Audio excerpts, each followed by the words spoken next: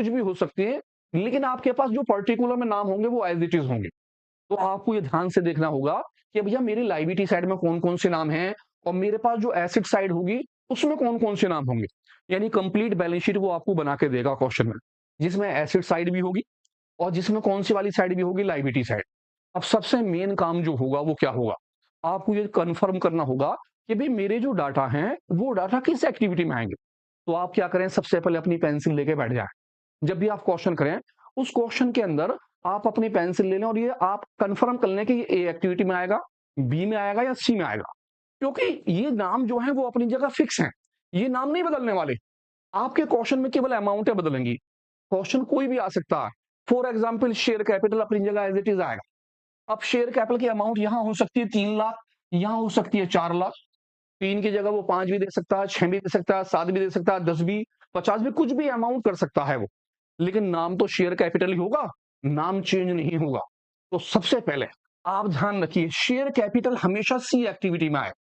तो आपने कंफर्म करना भाई इसकी जो भी अमाउंट आएगी मुझे सी एक्टिविटी में लिखनी है और वहां कंफर्म है, इंक्रीजिंग है तो इश्यू में और डिक्रीजिंग है तो रिडेम्पशन में। रिजर्व सरप्लस इसे हम बोलते हैं प्रॉफिट लॉस और आप जानते हैं ये हमेशा ए एक्टिविटी में, यानी कि ऑपरेटिंग एक्टिविटी में सबसे ऊपर आते हैं। तो कंफर्म कर लें यार ए में ही जाना है, अमाउंट चाहे कोई भी हो मुझे माइनस करके ए एक्टिविटी में ही लिखने हैं। आ जाते हैं लॉन्ग टर्म बोरो। लॉन्ग टर्म बोरो सी में आते हैं। लॉन्ग टर्म बोरो अभी मैंने पीछे बताया डिबेंचर्स वगैरह या लोन वगैरह होते हैं, हमेशा कोई भी अमाउंट हो ये हमेशा सी एक्टिविटी में आने हैं। इंक्रीजिंग डिक्रीजिंग देखनी है, इंक्रीजिंग है तो इशू वहां लिखा हुआ है साफ, डिक्रीजिंग है तो रिडम्पशन में वहां साफ लिखा है। शॉर्ट टर्म बोरो, शॉर्ट टर्म बोरो भी सी एक्टिविटी में आने हैं, फिक्स अपनी जगह कन्फर्म है, सी में ही आना है।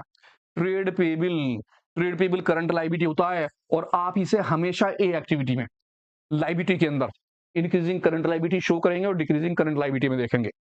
ट्रेड पेबल के बाद आ गया other current liability. Other current liability भी हमेशा ए एक्टिविटी में है, कंफर्म ए एक्टिविटी में ही आना है। तो आपने उठा के देखना करंट लाइबिलिटी में इंक्रीजिंग है या डिक्रीजिंग है। आपको ये ध्यान रहना चाहिए कि कहां जाएगा। Short term provision, short term provision का मतलब होता है टैक्स, और टैक्स तो दो जगह जाते हैं। तो आप इसे हमारे इसके ऊपर निशान लगा लें कि भैया ए एक्टिविटी में दो जगह जाएगा मेरा टैक्स, क्योंकि टैक्स के अंदर कंडीशन है, एक तो टैक्स करंट ईयर का होगा आपके पास और एक टैक्स कौन सा होगा, प्रीवियस ईयर का होगा। तो वहां आपने देखा था जब ऑपरेटिंग एक्टिविटी में आई थी, करंट ईयर का टैक्स हमने प्रॉफिट में प्लस करा था और प्रीवियस ईयर का टैक्स लास्ट में हमने उसे माइनस कर लिया था। तो ध्यान रखें हमेशा शॉर्ट टर्म प्रोविजन ए एक्टिविटी में दो बार जाए, तो आप यहां पर दो बार ए लिखें ताकि कंफर्म हो जाए। अब ध्यान से देखिए, नाम नोट कर लीजिए, क्वेश्चन कोई भी हो कोई फर्क नहीं पड़ता, लेकिन ये नाम अपनी जगह एज इट